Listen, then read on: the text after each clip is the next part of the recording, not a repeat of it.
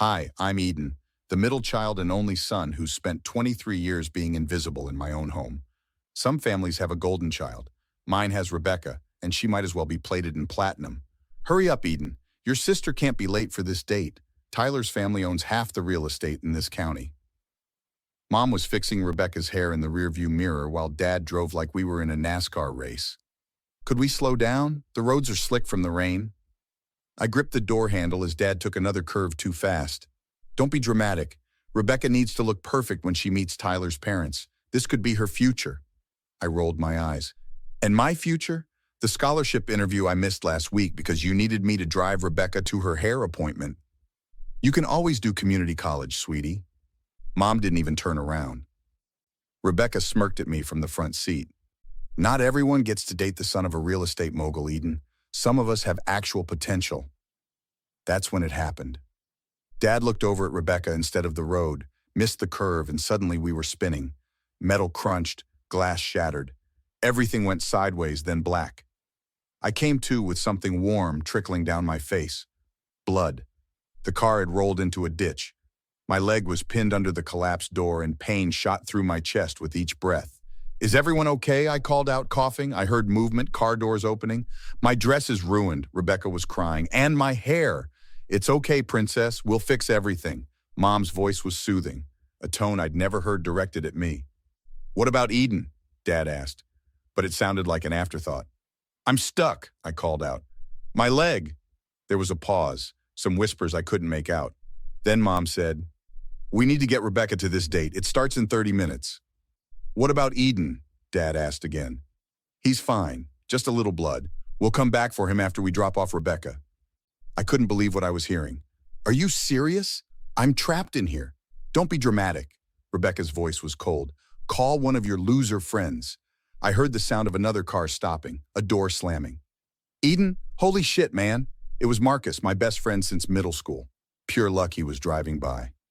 They're leaving me, I said, still in shock as I watched my parents helping Rebecca into a passing car that had stopped. They didn't even look back. What the hell? Marcus was already calling 911, working to free my leg. The ambulance came. 14 stitches in my forehead, 3 broken ribs, and a fractured tibia. 6 hours in the ER. No calls, no texts. Nothing from my family until Mom sent. How bad is it? Rebecca's date went well. That was it. 23 years of being the family afterthought, but leaving me bleeding in a wrecked car? That was my breaking point. You okay, man? Marcus hadn't left my side. No, but I will be. This ends now. 3 days in the hospital, and my family visited exactly once for 20 minutes. Rebecca spent the whole time complaining about how her date outfit got ruined. You're lucky Tyler still wanted to see me after I showed up in borrowed clothes. Rebecca was scrolling through her phone while I adjusted my leg brace. Yeah, real lucky. Almost as lucky as me getting left bleeding on the side of the road. Oh my God. Are you still whining about that? We came back eventually. After your date, 6 hours later. Whatever, Mom and Dad are coming to sign your discharge papers. Try not to be so dramatic when they get here. I'd spent those 3 days thinking, scrolling through years of photos on my phone. Every family vacation centered around Rebecca's preferences. Every holiday, her gifts piled high while mine were afterthoughts. I started making notes, taking screenshots. When Mom and Dad finally showed up, they barely looked at me. We can't stay long. Rebecca has a callback for that modeling gig. Of course she does. I was done being invisible. By the way, I need to access my college fund. Medical bills aren't going to pay themselves. The look they exchanged told me everything. About that, honey. Mom fidgeted with her purse. We had to borrow a little from your fund for Rebecca's networking opportunities. How much is a little? It's not important right now. How much? Most of it, Dad finally admitted. But it's an investment in her future. And what about my future? You can take out loans like normal people. Rebecca has real potential. Something in me went cold. I grabbed my phone and started recording. So you took my college fund money Grandpa left specifically for my education and gave it to Rebecca? Don't twist this, Eden. Family resources go where they'll do the most good. I kept them talking for 10 more minutes, getting every admission on record. After they left, Marcus came by with takeout. You look like you've seen a ghost, man. More like I've finally seen the truth. They stole my college fund. That's straight up illegal. You should talk to Natalie from high school. She's finishing law school now. I called Natalie that afternoon. She listened, asked questions, and didn't sugarcoat it. If the money was specifically designated for you, they committed theft. Forward me those recordings. I'll help you build a case. That evening, a knock surprised me. It was Tyler Rebecca's dream date, with a plant and awkward smile. Hey, I wanted to see how you're doing. Rebecca mentioned the accident. Did she mention they left me there to get her to your date on time? His face showed genuine shock. She said you insisted they go ahead because you were fine. Does this look fine to you? I gestured to my leg brace and stitches. We talked for an hour. Mom and Dad showed up mid-conversation, falling all over themselves to impress Tyler. Oh, Tyler, how thoughtful of you to visit our son. We've been here constantly, of course. Tyler looked at them, then at me. That's interesting. Eden just told me this is your first visit today and you stayed less than 15 minutes this morning. The look on their faces, priceless. After they stumbled through excuses and left, Tyler handed me his business card. My dad's not just in real estate. He's also a major donor to the DA's office.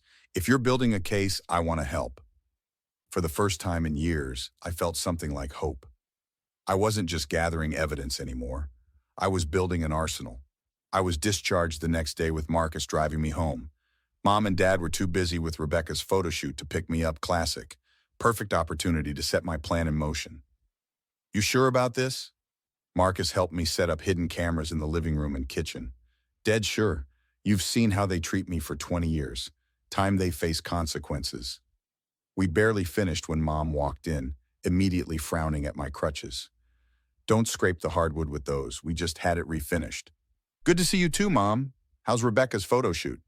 Wonderful. The agency thinks she could go national. Unlike some people, your sister is going places. I pressed record on my phone. Like how she's going to Milan with that money from my college fund? Keep your voice down and stop bringing that up. Family helps family. Seems pretty one-sided from where I'm standing, or hobbling, I guess. For 2 weeks, I gathered evidence. Every dismissive comment, every canceled plan because Rebecca needed something. I invited Tyler over several times, making sure he witnessed the dynamic firsthand. After dinner one night, Tyler pulled me aside. Man, I had no idea it was this bad. Rebecca told me you were the favored one, that you were jealous of her success. Classic Rebecca. Flip the script, play the victim. She's been lying about other stuff too. That modeling contract? It's for a local car dealership, not Vogue. And she told me you partied away your college fund. I showed him the recordings of my parents admitting they took it. This is messed up, dude. Count me in for whatever you're planning. Things escalated when Dad found me backing up recordings to my laptop. What the hell are you doing? He grabbed for my phone. Documenting the truth. Back off. You ungrateful little... His face went purple. After everything we've done for you.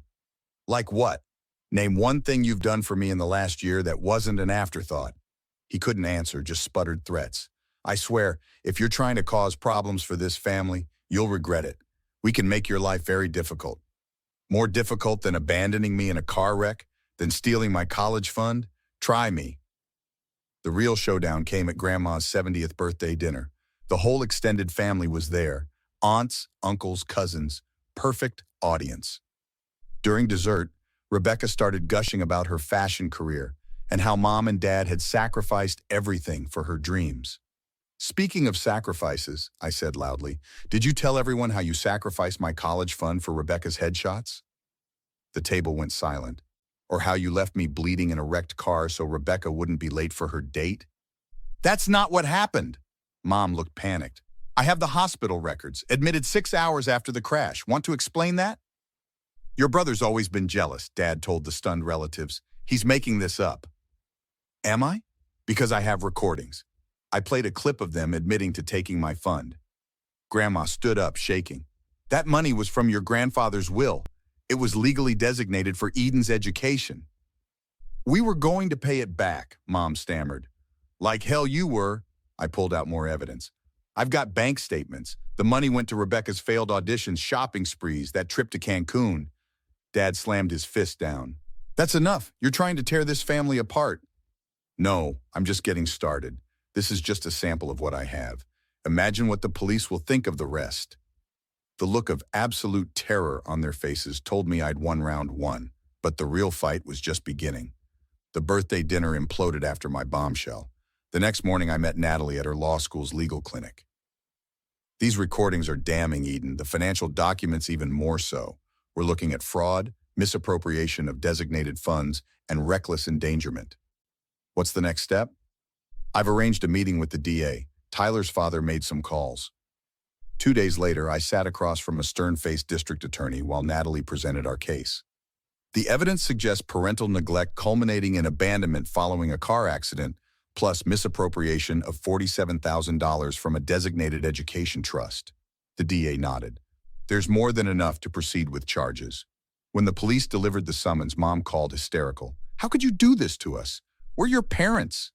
You stopped acting like parents years ago. Maybe you should have thought about consequences before stealing my future. The scandal hit our community hard. Rebecca's modeling career imploded when her agency dropped her. Tyler publicly ended things with her at a party. I can't be with someone who'd leave their brother bleeding on the side of the road. Some things are unforgivable. The criminal case moved quickly. Mom and Dad faced charges for financial fraud and child endangerment. They accepted a plea deal, probation, restitution, and community service. The civil suit hit harder. They had to sell their house to repay my trust fund with interest. I moved in with Marcus while finishing my degree, now fully funded by the settlement. One afternoon, Mom, Dad, and Rebecca showed up at my new job at Tyler's father's company. We've lost everything because of you, Rebecca spat. Our house, my friends, Dad's job. No, you lost everything because of what you did. Actions have consequences. We came to apologize.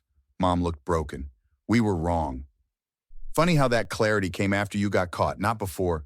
Please, son, Dad reached for my arm. We're still family. Family doesn't leave each other bleeding in wrecked cars. You're not my family anymore. 6 months later, my life had transformed. I graduated with honors and started a management position at Tyler's company. Natalie and I started dating.